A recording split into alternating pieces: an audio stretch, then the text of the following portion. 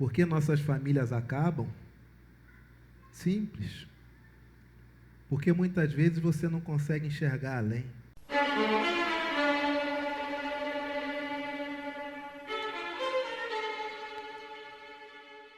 Hebreus capítulo 11, versos de 8 a 13. Vamos ler todos a uma só voz. Pela fé, Abraão, quando chamado, obedeceu, a fim de ir para o lugar que devia receber por herança, e partiu sem saber aonde ia. Pela fé, peregrinou na terra da promessa, como em terra alheia, habitando em tendas com Isaque e Jacó, herdeiros com ele da mesma promessa, porque aguardava a cidade que tem fundamentos, da qual Deus é o arquiteto e edificador. Pela fé, também, a própria Sara recebeu o poder para ser mãe, não obstante o avançado de sua idade, pois teve por fiel aquele que lhe havia feito a promessa. Por isso também de um, aliás já amortecido, saiu uma posteridade tão numerosa como as estrelas do céu e inumerável como a areia que está na praia do mar. Todos esses morreram na fé, sem ter obtido as promessas, vendo-as, porém, de longe, e saudando-as, e confessando que eram estrangeiros e peregrinos sobre a terra. A igreja pode aceitar. Igreja, qual é o fundamento da promessa? Para povos politeístas existem vários deuses, e todos devem ser adorados. Para povos enoteístas, existem vários deuses, mas esses povos, ou este povo, escolhe um que melhor lhe agrada e adora somente a ele, sabendo da existência de outros. Monoteístas, só existe um Deus. Politeístas, há vários deuses. Enoteístas, há vários deuses, mas eu escolho adorar um. Ora, de tantos deuses que são ditos que existem, e de tantos povos que adoram tantos deuses, nós adoramos o Deus Criador do céu e da terra, Deus nosso Pai. E a pergunta é: qual é o fundamento da promessa de Deus? O que afiança, o que diz que Deus vai cumprir a sua promessa? Essa é a primeira pergunta à igreja nesta manhã. E não é uma pergunta retórica, é uma pergunta que eu necessito de resposta. Existem, para alguns, vários deuses, cada divindade com uma característica. Na Escritura vemos Israel se confrontando com os filisteus que adoravam Dagom. Dagom tinha características, Baal tinha características. Qual é a característica do Deus que nós acreditamos, o Deus dos nossos pais, Deus Todo-Poderoso, Deus Pai, Criador do céu e da terra? Qual é a característica de Deus que garante tudo aquilo que Ele nos prometeu? Quase. Falta pouco. Começa com F e termina com fidelidade. O que garante que Deus vai cumprir o que Ele prometeu? A sua o quê, gente? A sua de quem? Dele. O que atesta que ele vai cumprir a sua promessa é a própria fidelidade dele. E como é que nós conhecemos a sua fidelidade? Basta conhecê-lo. Abra sua Bíblia. Jeremias, capítulo de número 31. Jeremias, capítulo de número 31, versos de 31 a 34. Conhecer a Deus significa conhecê-lo na sua fidelidade.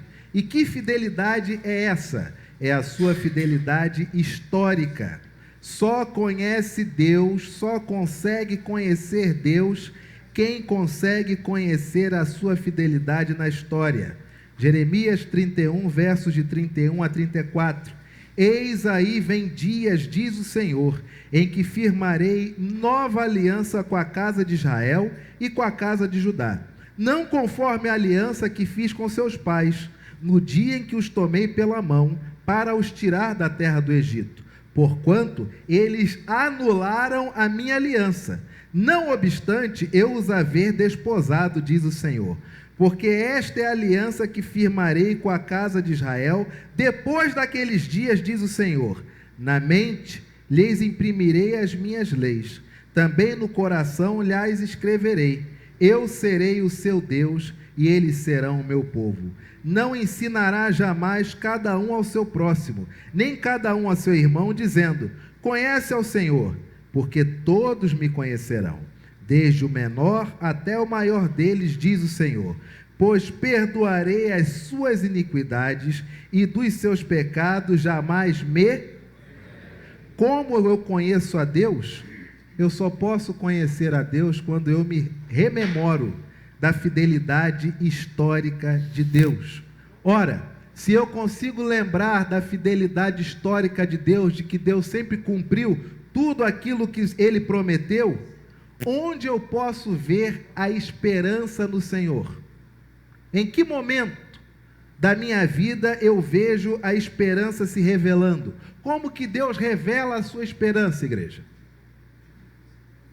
Deus revela a sua esperança através da... Começa com H e termina com história. Deus revela a sua esperança. Essa esperança é revelada aonde? Como que eu sei que Deus vai cumprir o que prometeu? Porque Ele é fiel. E onde que eu vejo as promessas sendo reveladas e sendo conduzidas? Na história. Abra sua Bíblia. Isaías capítulo 62, versos de 2 a 4. Isaías 62, versos de 2 a 4. As nações verão a tua justiça e todos os reis a tua glória, e serás chamada por um nome novo que a boca do Senhor designará. Serás uma coroa de glória na mão do Senhor, um diadema real na mão do teu Deus. Nunca mais te chamarão desamparada, nem a tua terra se denominará jamais desolada, mas chamar-te-ão minha delícia, e a tua terra desposada, porque o Senhor se delicia em ti, e a tua terra se desposará. O que Deus está falando ao povo de Israel? O que eu fiz é suficiente para garantir a vocês o que eu farei. E sabe o que eu farei? E aí segue o texto com tudo que Deus diz que irá acontecer com Israel. Esperança se revela na história. Quem é membro da igreja já há algum tempo sabe que eu sempre faço um apelo para que a membresia escreva, tenha o seu caderninho, onde a membresia, onde você vai escrever as suas orações, onde você vai fazer um diário da sua vida espiritual. Sabe por que isso é importante? É importante para nós compreendermos uma palavra dessa que vem do Senhor. Por exemplo, você sabe o que pensam os seus pais, ou o que pensavam, se eles já morreram. Não é verdade? Você conviveu com seu pai, conviveu com a sua mãe, aqueles que tiveram a oportunidade de conviver com ambos, sabem mais ou menos o que eles pensavam, o que eles imaginavam. Você conviveu com seus avós, não é verdade? Mas você, quando seus avós faleceram, você já tinha seus 70, 80 anos? Então, o que você sabe dos seus avós? Você sabe o que a sua memória da infância conseguiu guardar. Mas você nunca teve um papo cabeça com seu avô e sua avó com a cabeça que você tem hoje, com 30, 40, 50 anos. Você sabe o que pensavam seus bisavós? Sabe?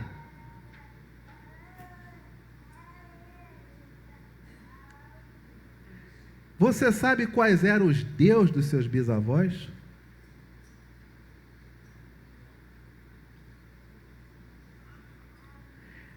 Hollywood tem feito, de uns tempos para cá, os tais prequels, que são histórias anteriores ao evento que nós conhecemos. Sempre tem uma história muito legal de um filme, e aí Hollywood diz, mas você quer saber como isso aqui começou? Começou há 300 anos atrás. Aí lá vai você dar ingresso para ver o que rolou 300 anos atrás para chegar naquele filme que você assistiu antes e gostou.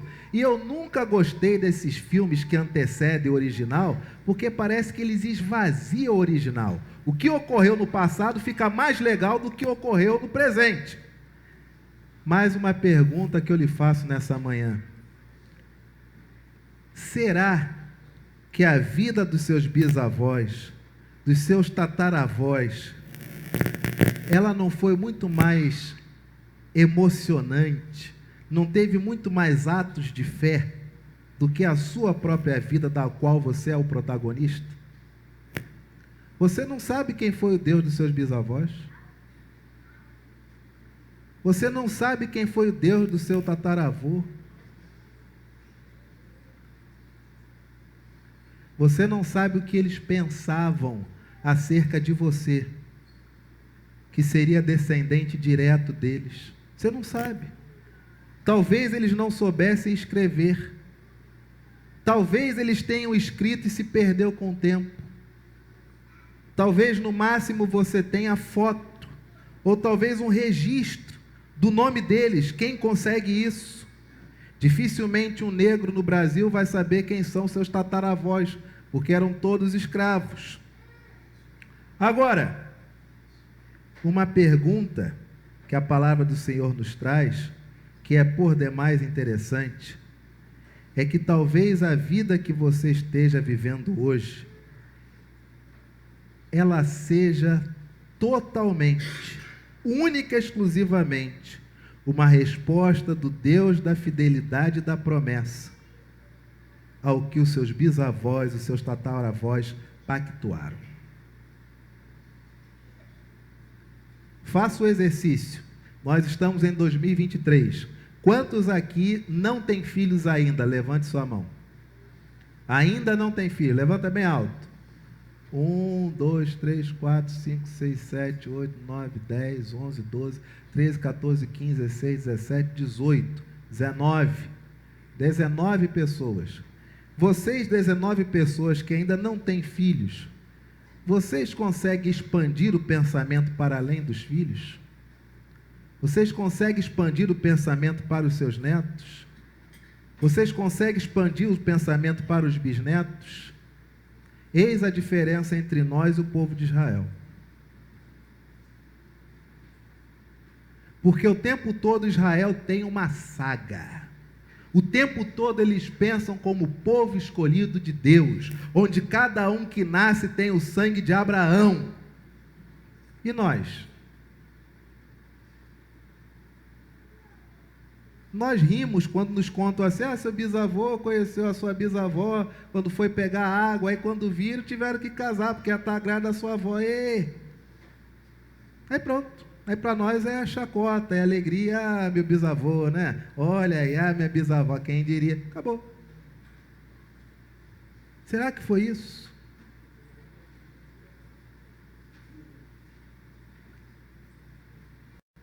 Palavra do Senhor que nós lemos em Hebreus, capítulo 11, versos de 11 a 13, diz: pela fé também a própria Sara recebeu poder para ser mãe, não obstante o avançado de sua idade, pois teve por fiel aquele que lhe havia feito a promessa. Por isso, também de um, aliás, já amortecido, saiu uma posteridade tão numerosa como as estrelas do céu, e inumerável como a areia que está na praia do mar. Imagina Abraão e Sara parados, vendo a areia e dizendo: nós teremos descendentes, os nossos descendentes. O Elohim que falou conosco afirmou que seria um número maior do que essa areia que está nos nossos pés. Você acredita nisso, mulher? E a mulher dizendo, tem que começar com um, né? Até agora não estou grávida. E aí passa um tempo, Sara diz para Abraão: meu velho, fica firme, porque o Elohim que se apresentou a nós disse que a nossa posteridade seria maior do que as estrelas do céu. Você acredita nisso? E talvez Abraão dissesse: mas tem que começar com um, até agora não tem ninguém na sua barriga. Você consegue perceber a diferença? De um Deus que promete a um casal idoso que eles seriam pais de uma numerosa nação, e eles acreditam. E você consegue perceber o quanto que é ruim para a sua família quando você não tem nenhum propósito de abençoar a sua posteridade? Quando você só pensa em ter as coisas para você, mas não pensa em ter as coisas porque seus netos precisarão, porque seus bisnetos irão gozar daquilo. Que famílias nós temos produzido, queridos? Famílias sem objetivo nenhum. Lastro histórico familiar, quem dá é o parente que está vivo. Você hoje, nessa manhã, pode se apegar com Deus e pedir para Deus cumprir todas as promessas que Ele fez a você a partir do seu ramo familiar. Você hoje pode começar a orar dizendo: eu quero que meu neto seja muito mais inteligente do que eu quero que meu bisneto seja maravilhoso, eu quero que a minha neta seja linda, eu quero que a minha bisneta seja uma mulher de oração, mas nós não fazemos isso. E nós temos uma Bíblia que fala o tempo todo a história de um povo que diz o quê? Hoje está ruim, mas bom vai ser amanhã. Hoje está ruim, mas Deus vai restaurar a sorte amanhã. Hoje está ruim, mas vai vir um renovo quando? Amanhã. A palavra do Senhor diz: olha a importância de orar pela sua descendência. Verso de número 13: todos esses, Abraão, Sara, morreram na fé, sem ter obtido as promessas. Qual foi a nação que Abraão viu? Qual foi a nação que Sara viu? Todos esses morreram na fé, sem ter obtido as promessas, vendo-as, porém, de longe, e saudando-as, e confessando que eram estrangeiros e peregrinos sobre a terra. Talvez o seu tataravô tenha visto você de longe. E talvez ele tenha dito: não é para mim, mas será para eles. Que Deus os abençoe. Isso é família. Família é quando nós fazemos, vivemos, mas pensamos não apenas em nós, mas pensamos especialmente nos outros de nossa família que virão. Imagine se você começar a escrever um caderno, as suas experiências com Deus. Imagina esse caderno passando a história e chegando na mão de um bisneto, de um tataraneto seu, e cada ramo da sua família construindo a própria história, e sendo um documento que passa de geração em geração, onde o seu tataraneto vai pegar, vai ler e vai dizer: até aqui nos ajudou o Senhor. Mas nós não fazemos isso. Nossos filhos se casam com mulheres que talvez só na hora do noivado que os pais vão conhecer os outros pais. Depois que casa é que vai ver qual é a religião do outro.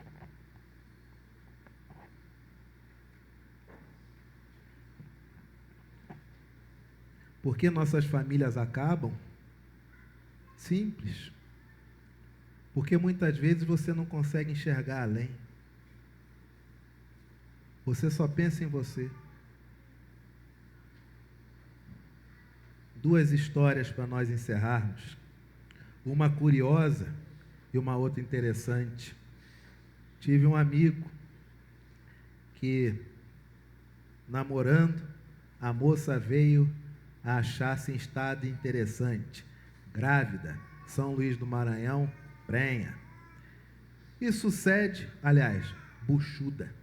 E sucede, um beijo para os maranhenses que nos assistem pela internet, para vocês que eu falo, que no Rio isso é escândalo, vai entender isso. E essa moça, tendo se achado gestante, o pai desse meu amigo chegou para ele e falou: vem cá, tá grávida? Tá, pai. Então já sabe que vai ter que tirar, né? Não, pai, não posso fazer isso. Não, não é você que vai fazer, é o médico, conheço vários. Dinheiro não falta, só tirar. E o filho disse: não vai tirar. E o pai falou: mas isso não é uma escolha sua, é uma escolha dela. E pelo que eu conheço dela, se eu fizer uma bela de uma cartela financeira, ela vai topar na hora. E aí o pai tem essa primeira conversa com o filho. E o filho diz: não vai tirar. Passa 2 semanas, e aí, já combinaram tudo? Já posso ligar para o médico? Sem dor, sem nenhuma necessidade após, tudo coberto. E o filho falou: não vou tirar, ela não vai tirar. E o pai disse: você vai jogar sua vida fora por causa de uma criança que você não planejou.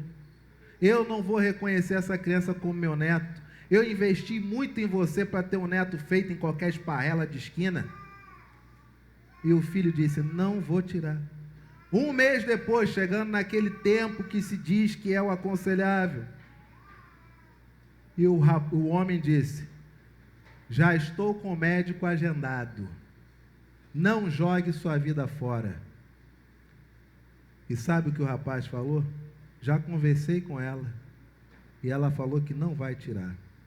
E o avô, futuro avô, chegou e disse o seguinte: então pode ter certeza de uma coisa, meu dinheiro vocês nunca vão ver. Tu sempre foi playboy, tu vai aprender a pegar ônibus cheio para sustentar uma criança feita numa esparrela de festinha. Passado um tempo, quando já estava com 8 meses, e esse homem, nada de tocar mais no assunto, para ele, não existia gravidez de ninguém. A moça chegava grávida no casarão, o que ele fazia? Ia para outra área. Estava nem aí. Quando chegou no 8º mês, ele se vira para o filho e diz: vem cá, aquela moça ainda está viva? E o rapaz diz: tá. E aquela criança que está no bucho dessa mulher, ainda sobreviveu? Sim, pai. É menino ou é menina? É um menino. O nome dele, não quero saber do nome, só perguntei o sexo. É menino? É. Ó, eu fiz uma carteira, tá, de investimento para essa criança, porque apesar de eu não querer conhecer, o bichinho não tem culpa dos pais irresponsáveis que ele teve. Então vai ficar isso aqui. Quando eu morrer, é só pegar na gaveta. O que está aqui vai ser para ele. Criança nasceu. Todo mundo foi ver a criança, menos quem? O avô. Menos o avô. Até que teve um dia que ele está na sala de casa e quem chega? A criança. E a criança chega: que criancinha chegou? Avô, desde que não me atrapalhe, estou vendo corrida. Aí aquela coisa, criança dali. Aí deu o primeiro choro, todo mundo: ai meu Deus, vai mandar todo mundo embora. Criança chorou, o velho virou o pescoço e falou: vocês não estão vendo que está com fome? Não dá para reconhecer quando o choro é choro de fome? Não tem leite nesse peito não, minha filha, dá leite para essa criança. E aí ouvir ele resmungar: como é que pode tratar meu neto desse jeito? Ficaram na deles. Anos depois, a vida nos separou, depois eu encontrei: tudo bom, fulano, tudo bem e tal? Como é que estão as crianças? Ah, rapaz, fulano está maravilhoso, depois nasceu a menina e tal. E como é que ficou a questão com seu pai? Meu pai? Olha, Anderson, eu vou te dizer o seguinte: eu deixei agora os 2 com ele. Aí ele me mandou um zap. Ele me mandou um zap contando que o garoto, né, aquele que nasceu primeiro, o garoto, brincando com um cabo de vassoura, bateu na televisão. Aí espatifou a TV toda. Eu falei: essa televisão, aquela antiga? Não, já era essa tal de LED, 4K, não sei o que lá mais. E aí, cara? É que ele mandou um zap rindo daqui: aí, meu neto, é tão forte que ele não tá nem aí, rapaz. Agora eu vou sair com ele, vai ter que comprar uma televisão. Se você ligar aqui para casa, eu tô com o garoto, hein? Vou levar a menina também, um beijo. Ele quebrou a televisão, não deu nada? Rapaz, a vida dele agora é aquele garoto. E esse avô disse para o filho o seguinte: sabe a carteira de investimentos que eu fiz para ele? Fiz uma para a menina também, tá? Quem vai gerir sou eu, porque os meus netos não têm culpa dos pais irresponsáveis, que eu me atrevo a dizer que foi Deus que quis dar para eles, mas o futuro deles está aqui guardadinho, tá bom? Enfim, um homem rude, um homem duro, mas pasmem, se preocupa com o quê? Com o futuro. Às vezes, tem pais mega, hiper, ultra amorosos, que não estão nem aí para os seus filhos. É um amor enorme, que não pesquisa qual o melhor colégio para matricular o filho no ano seguinte. É um amor maravilhoso, que está vendo que a criança tem alguma dificuldade em alguma área de aprendizado ou de conhecimento, que não leva a criança para uma consulta para receber um diagnóstico. Mas nós, quando vemos beijo, abraço, carinho, o que nós dizemos? Ama muito. Coitado de Abraão e Sara, né? Igreja, todos esses morreram na fé, sem ter obtido as promessas, vendo-as, porém, de longe, e saudando-as, e confessando que eram estrangeiros e peregrinos sobre a terra. Você pode ser a geração que está recebendo as bênçãos que foram prometidas por Deus para os seus tataravós. E você tem a opção de, nessa manhã, se confessar um estrangeiro e peregrino, ou seja, não é para mim, será para os que vierem depois de mim. Para nós encerrarmos, tem vezes que nós vemos e não sabemos o que estamos vendo, não é verdade? Quero dar um testemunho pessoal de alguém que você sabe que é muito mais pecador do que você, que sou eu mesmo.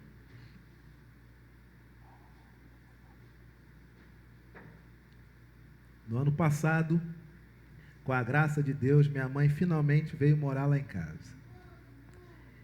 E veio morar lá em casa, e do alto dos seus 69 anos, começam os exames de rotina. E minha mãe morando lá em casa, uma casa apertada para 4 pessoas, vamos procurar uma outra casa? Vamos. E aí, quem sabe a gente aluga, quem sabe vê o que dá para fazer, porque tem esse financiamento aqui, não dá para desfazer, aquele negócio todo. Começamos a procurar uma outra casa. Vimos uma casa que, para nós, quando eu entrei no apartamento, eu virei para a Gleice e falei assim, é igual aquele programa Irmãos à Obra, né? Eles primeiro veem uma casa que aqueles não vão ficar.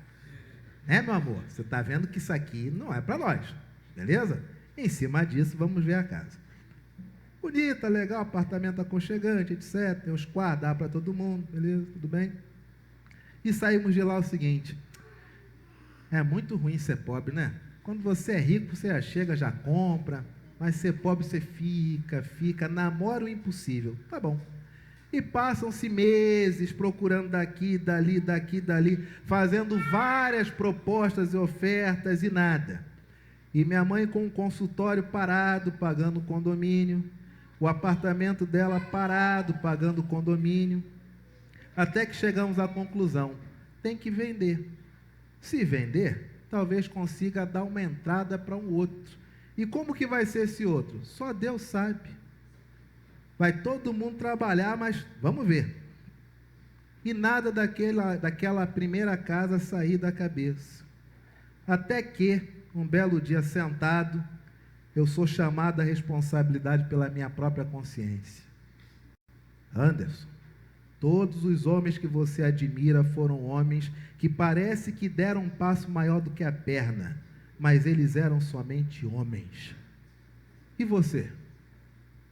Falei, Cheguei para minha mãe e perguntei, mamãe, se eu fizer um negócio, ela confia em mim? Minha mãe disse, você foi educado para fazer o certo, confie. Cheguei para minha esposa e falei, se eu fizer uma parada, você confia em mim? Falou, eu sou casada com você, o que você fizer é como se nós dois fizéssemos. Beleza.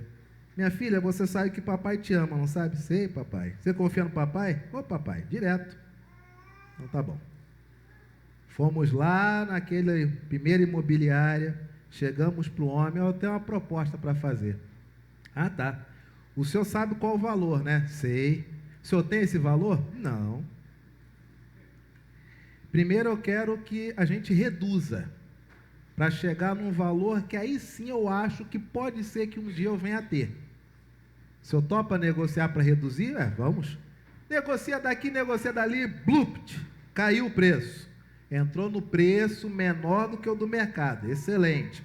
Pronto, eu falei com a proprietária, ela concordou com o valor. O senhor agora tem o dinheiro para pagar? Não, não tenho. Como é que o senhor quer fazer? É simples. Eu vou entrar no apartamento, eu vou morar nele, e enquanto eu moro nele, eu vendo os outros que eu tenho que vender. E eu quero o prazo de até 1 ano para vender o que eu tenho que vender. E depois de 1 ano, com o dinheiro na mão, eu faço um financiamento para poder comprar esse que essa mulher está querendo vender. Mas se depois de 1 ano eu não conseguir vender os dois e não tiver o dinheiro, vocês ficam com o sinal. E se bobear, até dobra o sinal com uma multa, uma compensação, vocês ficam à vontade. E aí o corretor disse, não, peraí, não entendi. O senhor veio aqui negociar um preço. Isso. E o senhor disse que esse eu não pagava, o senhor queria bem mais baixo. Isso. Aí eu liguei, a mulher concordou em baixar. Isso aí. Aí o senhor disse que quer entrar para morar. Isso. Sem dinheiro. Exatamente. E o senhor está pedindo 1 ano para poder pagar. Isso. Não poder pagar não. Para poder dar a entrada. Pagar, eu vou pagar ao banco que eu for fazer o financiamento. E o corretor olhou para mim e falou, o senhor sabe que isso aí não é prática de mercado nenhum, né?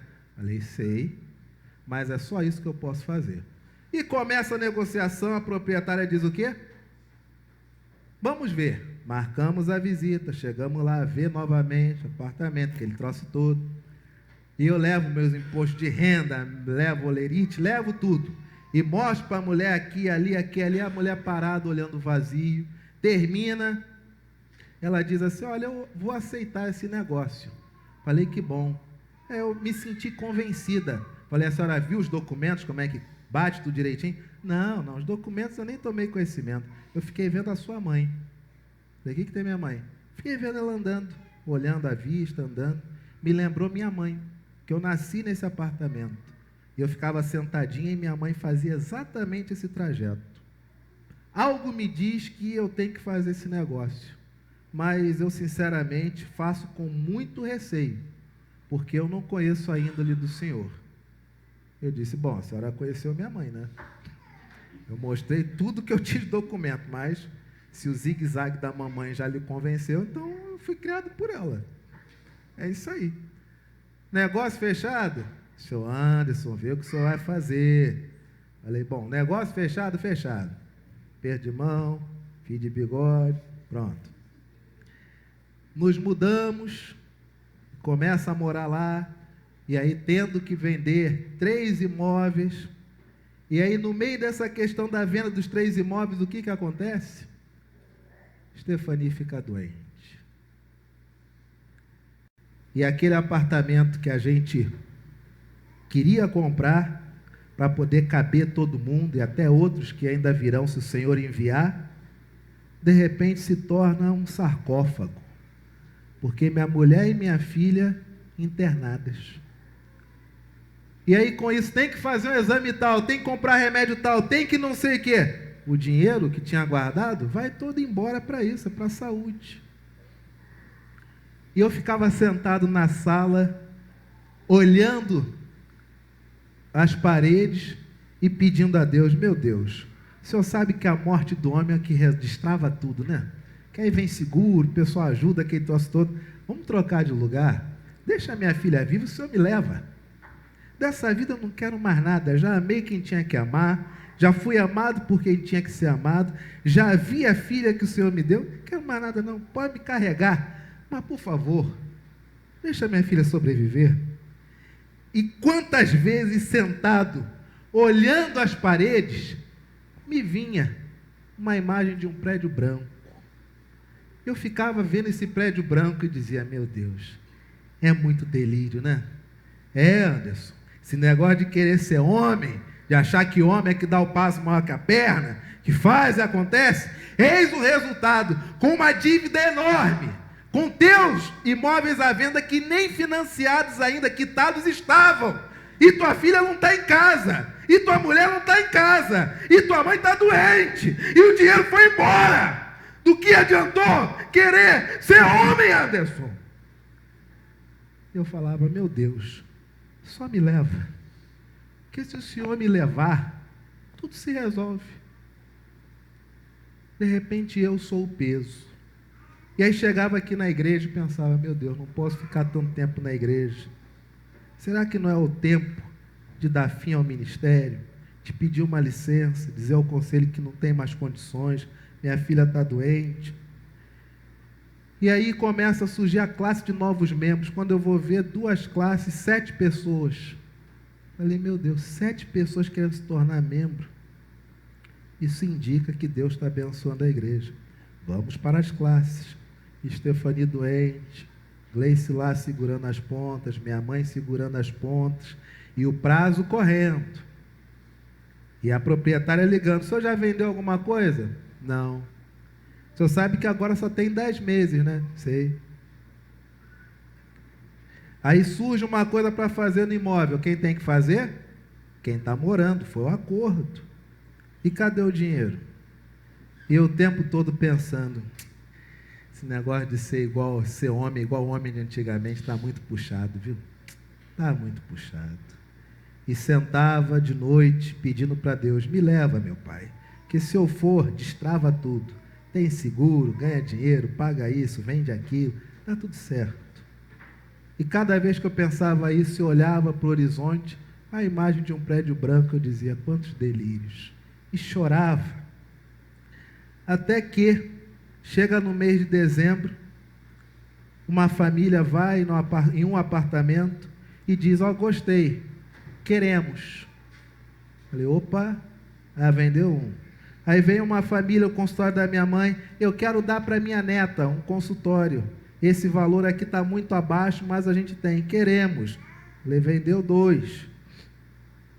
Aí quando chega o terceiro, uma mulher que tinha visto um, gostou, falou, gostei porque aqui tem uma energia legal. Falei, nem sei o que é isso, mas vamos embora. Essa mesma mulher foi impedida de comprar o imóvel. Quando ela conseguiu comprar, aquele já não estava sendo vendido, mas tinha um outro, que esse também estava todo financiado, todo requenguelo. A mulher foi lá e falou, quero comprar esse porque senti aqui a mesma energia que senti no outro apartamento. Falei, meu amigo, sei lá o que é isso, mas estou aceitando dinheiro, vamos embora. E conversando com a senhorinha, o senhor faz o quê? Eu sou pastor. Ah, então é por isso que eu fui lá no apartamento, que era da sua mãe, né? A mesma coisa que eu senti lá, eu senti na sua casa. O senhor é pastor? Eu falei, sou pastor. Ah, então é por isso. Falei, será, senhora? Não me interessa, vamos embora. E aí, Estefani sai do hospital. Graças a Deus, o plano de saúde começa a fazer aquelas reembolso de alguma coisa ou outra, etc. Ela sai do hospital, vendeu outro imóvel, bom, agora com isso aqui dá para dar entrada, o resto seja o que Deus quiser no banco. Ó, já temos o dinheiro aqui da entrada. Ah, perfeito, conseguiu. Então vamos assinar para o financiamento? Vamos embora. Prestações são altas. Não, Deus vai abençoar, uma coisa de cada vez, vamos embora. Onde vai ser? Vai ser no banco tal, lá na 28 de setembro, tá bom. Aí chegando lá, eu olho para o banco, fechado. Mas era aqui. Qual que é o número? Não, mas o número não é esse. Será que essa agência mudou? Aí fomos dirigindo. Quando chegamos próximo do número, oramos a agência, meu coração travou, porque era exatamente o prédio branco que eu ficava vendo de noite, quando minha filha estava no hospital, minha esposa estava no hospital, minha mãe dentro do quarto pedindo a Deus para a neta sobreviver, e eu chorando, dizendo, se o Senhor me levar, resolve tudo, mas salva a minha filha. Irmãos, tem certas coisas que a gente vê, que nem sabe o que está vendo. E tem certas coisas que nós vemos que não é para nós, mas são para aqueles que virão depois. Talvez no ápice do seu sofrimento você esteja e a linguagem do ver, é da percepção que você tiver, que talvez não case com o momento. Sabe o que diz a palavra do Senhor? Todos esses morreram na fé, sem ter obtido as promessas, vendo-as, porém, de longe, e saudando-as, e confessando que eram estrangeiros e peregrinos sobre a terra. Pode não ser para mim, porque nesta terra eu sou um estrangeiro, mas será para aqueles que o Senhor fizer após mim, e vir após mim, que serão abençoados pelo meu Deus. Meus irmãos e minhas irmãs, quando nós chegamos, que eu vi aquela agência nova lá da Caixa Econômica, exatamente o prédio que eu ficava visualizando às madrugadas, eu falei: Gleice, as prestações são altas, mas eu acho que vai dar para a gente ajustar. Sabe por quê? Porque foi isso que Deus estava me mostrando o tempo inteiro.